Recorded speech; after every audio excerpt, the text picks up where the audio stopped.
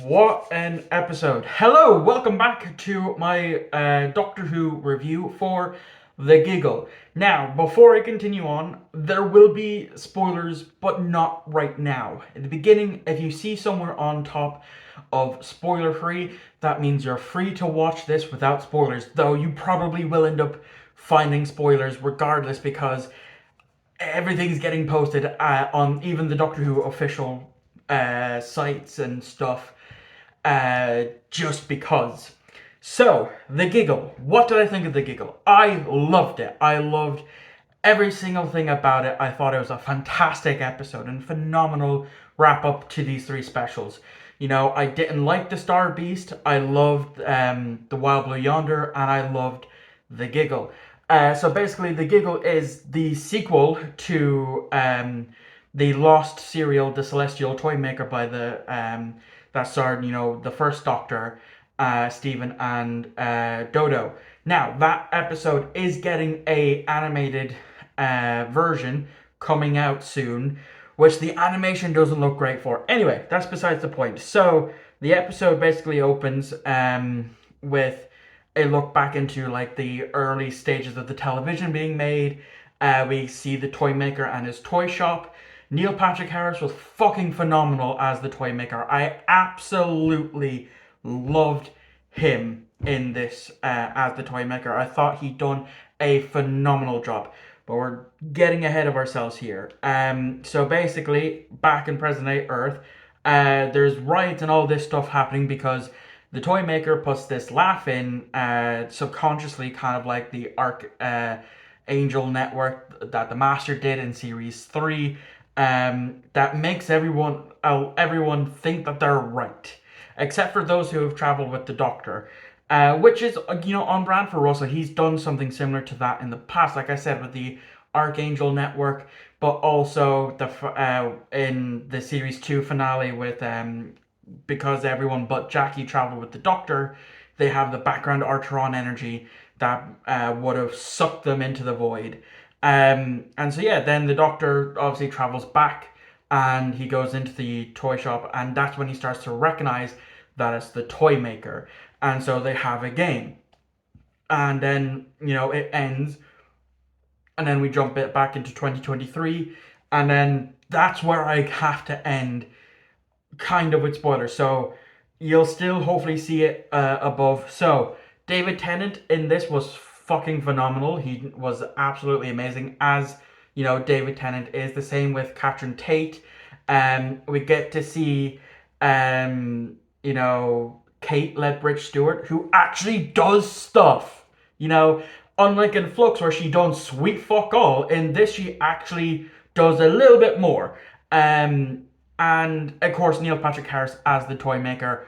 Mwah, massive chef's kiss. I knew I was going to love him because I loved him as Barney in How I Met Your Mother, but I also loved him in Netflix's A Series of Unfortunate Events, where he played a villain in that, where that the villain of that show constantly was changing costumes, voices, and all of that stuff. So I knew going into The Giggle I was going to love Neil Patrick Harris regardless, and he fucking done amazing as the toy maker.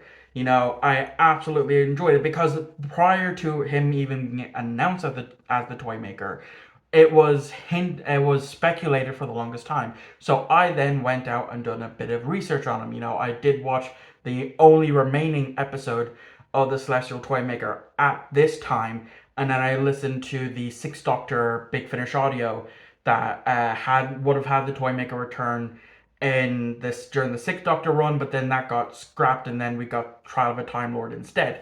And that, as I take a deep breath, is the end of the spoiler-free segment. So from here on out, you have been warned, we are going into spoilers.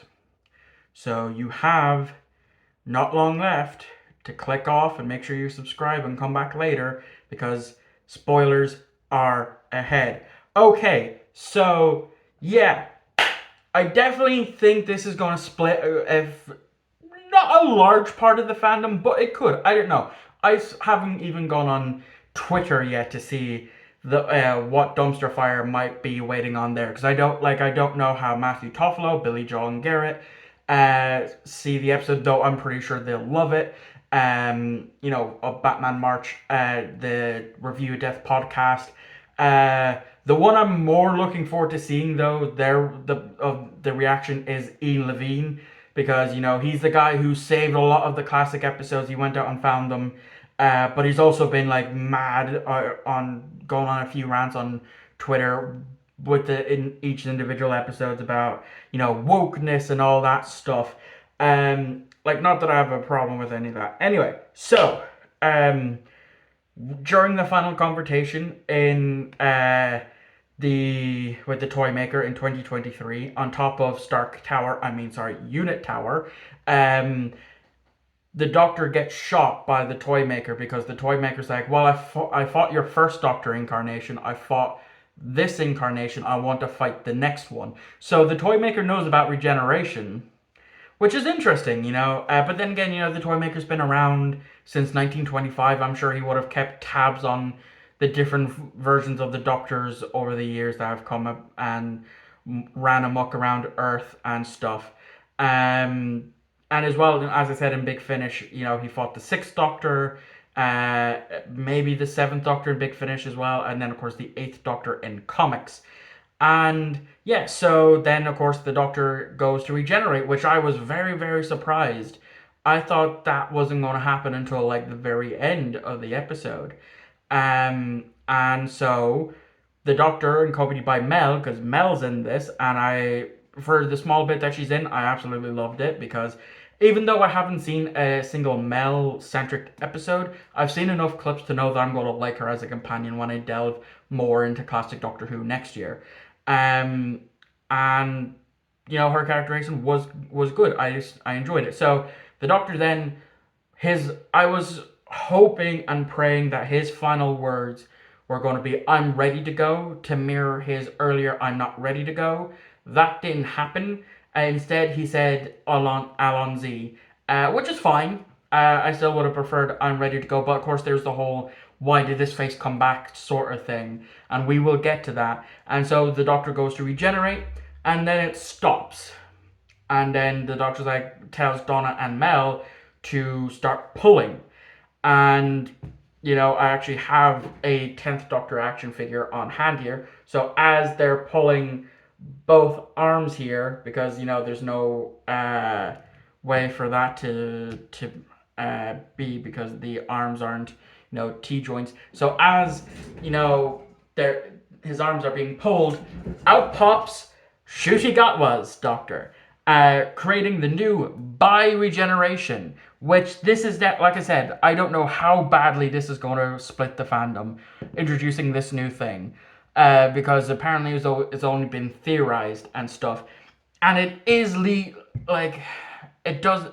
leaves more questions than answers, and I will get to that. So both 14 and 15 challenge the toy maker to a game of throwing the ball. And I did notice one thing, Shooty's Doctor is definitely going to be so much different, which we already know. But I could definitely see in some of the throws that he was throwing at the toy maker, that there was a lot of anger behind there. So maybe we might see an even more angrier version of the Doctor. I don't know. This is just off of first look. See here, of course, there's still the Christmas special, and then Series 14, or Series 1 and Series 15, Series 2, to go through. And so eventually they win, and they banish the toy maker. But it's setting up that the toy maker could return. I would love it if it was Neil Patrick Harris that would return as the toy maker, but I don't think so. I think if Russell ever did bring back the toy maker, as a recurring villain, he would probably recast the toy maker, which is a shame, because I love Neil Patrick Harris as the toy maker. He was absolutely perfect. And so yeah, then the episode is basically, turns out that the reason why the Doctor chose that face again is because in essence, his body's wearing a bit thin. He's gone through so much. Like, even the toy maker, mentions some of the companions that he had, after Donna. You know, Amy, no mention of Rory, Clara, Bill. Oh God, Bill, that hurts. I love Bill, and yeah, and that, you know, just those three. No mention of Ryan, Yaz, or Graham, or even Dan. So I guess it was just he was going to the toy maker was just mentioning companions that have been killed since Donna left. And then, you know, turns out that there's now two versions of the TARDIS. One for Shooty to go run off and be with Ruby Sunday, and one for the 14th, which I guess leaves open ended for David Tennant to return at some point. You know, he has his own TARDIS.